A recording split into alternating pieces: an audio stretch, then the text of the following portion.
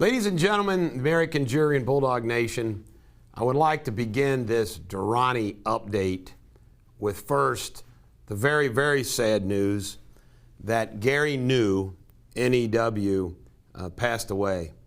And I received an email from his wife, Sharon, who says, "My husband and Dr. Durrani patient passed away with back problems and not walking on his own on May 16th of this year. He was a high-profile real estate agent before the surgery. Just had some back weakness, but decided on the surgery from Durrani, and it did him in, and he ended up not being able to walk." I'll leave off what else she said. She's 78 years old, and she's lost her husband. Another Durrani victim who passes away while we continue to sit and wait. And I'm going to address that at the end of this little video. The second announcement that I wanted to do is 2 weeks ago we began trials again in Hamilton County, a single trial that the judge let them pick out the order of things. We participated in it, but we had all these cases prepared and they just blew it all up. One trial, Robert Densler, and he just won his trial. I'll give the Durrani clients the details Monday, but he won. So the first trial back from the COVID, year and a half, no trials. And beginning in July, we're going to have 2 trials at a time. So I think in the backdrop of the tragedy of Gary New passing away and winning the first trial, getting back to COVID, and everybody knows this past week all the battles that I made. I mean, I battled Schweikert, I battled Maureen O'Connor, I battled the KBA, I battled them all. And I want to put something in perspective for you. This is the incomprehensible injustice suffered by the Durrani victims. All of this is going to be portrayed in the book, and the book's done, the documentary, the book's being sent out for final edits. In the history of jurisprudence, no group of citizens in America have suffered more incomprehensible injustice than the Durrani victims. Now, what I'm about ready to go through is fact. And this is the battle that we've waged for 10 years, led by me. And all of these enemies of ours, they want to focus on whether I can or do not do something rather than this. It's sick and effed up. Unnecessary spine surgery, sealed verdicts. Never in the history of American history have verdicts been sealed like this. Never. Unjust Ohio laws such as the statute of repose and limitation on damages. Over 8 years, only 40 trials. 74 have died. Twice as many have died as tried. Over 40 had to file bankruptcy.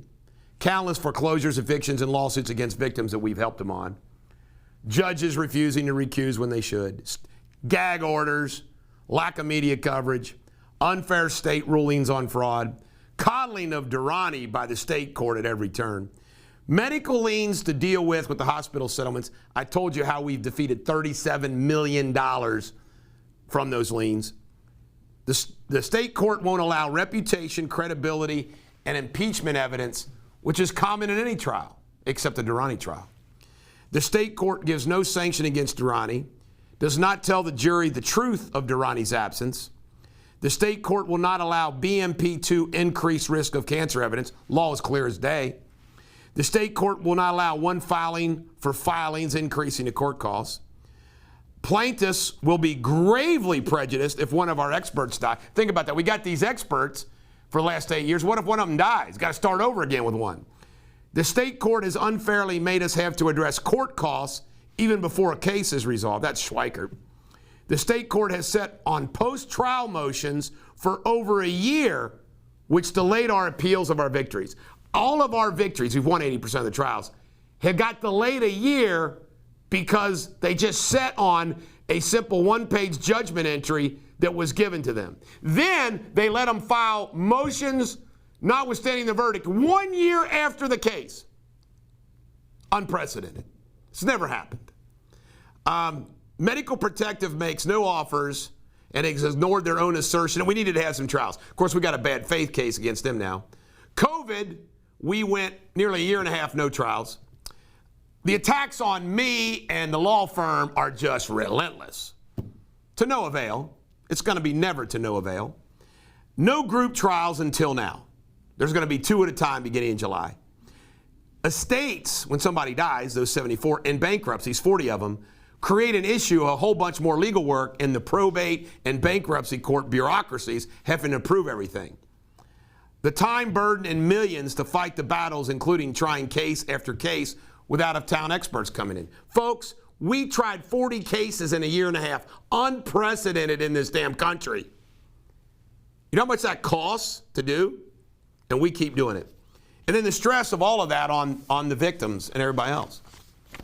Now, that is what I went to jail for. That is what I raise hell about. That is why I have no respect for the Ohio court system, the Kentucky court system, the legal profession. That is why, right there. Any average Joe American's going to say, God dang, Bulldog's right. And the world's going to know soon enough.